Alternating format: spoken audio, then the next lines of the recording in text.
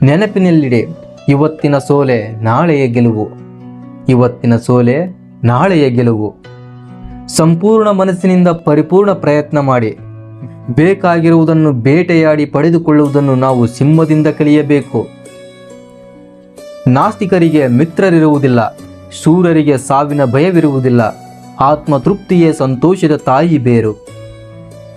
ಈ ಜಗತ್ತಿನಲ್ಲಿ ಹುಟ್ಟಿದ ಪ್ರತಿಯೊಬ್ಬ ವ್ಯಕ್ತಿ ತನ್ನ ಬದುಕನ್ನು ನಡೆಸುವಷ್ಟು ಶಕ್ತನಾಗಿರುತ್ತಾನೆ. ಆದರೆ ಬೇರೆಯವರಿಂದ ಹಣಕಾಸು ಪಡೆಯುವುದು ಅಥವಾ ಭಿಕ್ಷೆ ಬೇಡುವುದು ಜೀವನದ ಅತ್ಯಂತ ದುಃಖಕರ ಘಟನೆಗಳಲ್ಲಿ ಒಂದಾಗಿದೆ. ಒಬ್ಬ ಮನುಷ್ಯನ ಸಂಪ್ರದಾಯ ಮತ್ತು ನಡತೆ ಅವನ ಕುಲವನ್ನು ಹೇಳುತ್ತದೆ. ಅವನ ಮಾತು ಯಾವ ದೇಶದವನೆಂದು ಹೇಳುತ್ತದೆ. ಬೇರೊಬ್ಬರನ್ನು ಕಂಡಾಗ ತೋರಿಸುವ ಉತ್ಸಾಹ, ಸಡಗರ ಅವನ ಮೇಲಿರುವ ಸ್ನೇಹವನ್ನು ತೋರಿಸುತ್ತದೆ. ಮತ್ತೊಬ್ಬರ ಸಹಾಯ ಪಡೆದು ಎದ್ದೇಳುವಷ್ಟು ಮಟ್ಟಿಗೆ ಯಾವ ಸಂಬಂಧದಲ್ಲಿಯೂ ಆಳಕ್ಕೆ ಕುಸಿದು ಬೀಳಬೇಡ. ನೀವು ತಪ್ಪು ಕೆಲಸ ಮಾಡುತ್ತಿರುವಾಗಲೂ ಯಾವ ಸ್ನೇಹಿತ ನಿಮ್ಮನ್ನು ತಡೆಯುವುದಿಲ್ಲವೋ ಅವನು ಶತ್ರುಗಳಿಗಿಂತ ಹೆಚ್ಚು ಅಪಾಯಕಾರಿ. ಇದನ್ನು ಎಂದಿಗೂ ಮರೆಯದಿರಿ.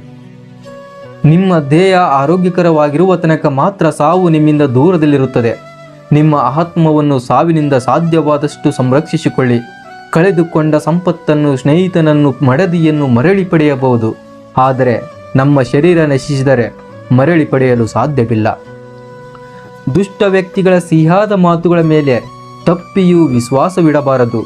ಏಕೆಂದರೆ ಅವರು ತಮ್ಮ ಮೂಲ ಸ್ವಭಾವವನ್ನು ಮರೆತಿರುವುದಿಲ್ಲ. ಹುಲಿ ಹಿಂಸೆ ಮಾಡುವುದನ್ನು ಎಂದಿಗೂ ಬಿಡುವುದಿಲ್ಲ.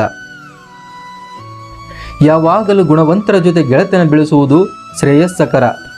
ಯಾಕೆಂದರೆ ಹಾಲಲ್ಲಿ ನೀರು ಹಾಲಾಗುವಂತೆ ನಾವು ಗುಣವಂತರ ಜೊತೆ ಸೇರಿ ಗುಣವಂತರಾಗುತ್ತೇವೆ.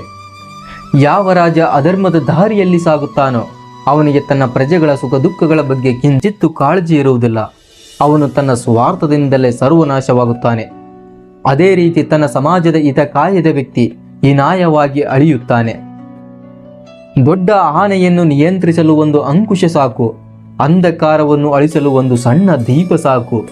ದೊಡ್ಡ ಪರ್ವತವನ್ನು ಪುಡಿ ಮಾಡಲು ಒಂದು ಸಿಡಿಲು ಬಡಿತ ಸಾಕು. ನಿಮ್ಮ ದೇಹ, ಆಕಾರ, ಗಾತ್ರ, ಸೌಂದರ್ಯ ಮುಖ್ಯವಲ್ಲ. ನಿಮ್ಮಲ್ಲಿರುವ ಸಾಮರ್ಥ್ಯ ಮತ್ತು ಆತ್ಮವಿಶ್ವಾಸ ಮಾತ್ರ ಮುಖ್ಯ. ನೆನಪಿಟ್ಟುಕೊಳ್ಳಿ, ಸ್ತ್ರೀಯರನ್ನು ಕೆಟ್ಟ ದೃಷ್ಟಿಯಿಂದ ನೋಡುವವನು ಯಾವತ್ತೂ ಪವಿತ್ರನಾಗಿರುವುದಿಲ್ಲ. ಅವನು ತನ್ನ ಅವನತಿಯನ್ನು ತಾನೇ ಆಹ್ವಾನಿಸಿಕೊಳ್ಳುತ್ತಾನೆ. ಒಂದು ಹೂವಿನ ಸುವಾಸನೆ ಗಾಳಿ ಬೀಸುವ ದಿಕ್ಕಲ್ಲಿ ಮಾತ್ರ ಪಸರಿಸುತ್ತದೆ. ಆದರೆ ಒಬ್ಬ ಒಳ್ಳೆಯ ವ್ಯಕ್ತಿಯ ಗುಣಗಾನ ಎಲ್ಲ ದಿಕ್ಕುಗಳಲ್ಲಿ ಪಸರಿಸುತ್ತದೆ. ಒಬ್ಬ ಆಶೆ ಬುರುಕನನ್ನು ಹಣಕೊಟ್ಟು ಕೈವಶ ಮಾಡಿಕೊಳ್ಳಬಹುದು. ಆದರೆ ಒಬ್ಬ ಸಜ್ಜನನನ್ನು ಕೈವಶ ಮಾಡಿಕೊಳ್ಳಬೇಕಾದರೆ ಬರೀ ಸತ್ಯವನ್ನೇ ನುಡಿಯಬೇಕಾಗುತ್ತದೆ.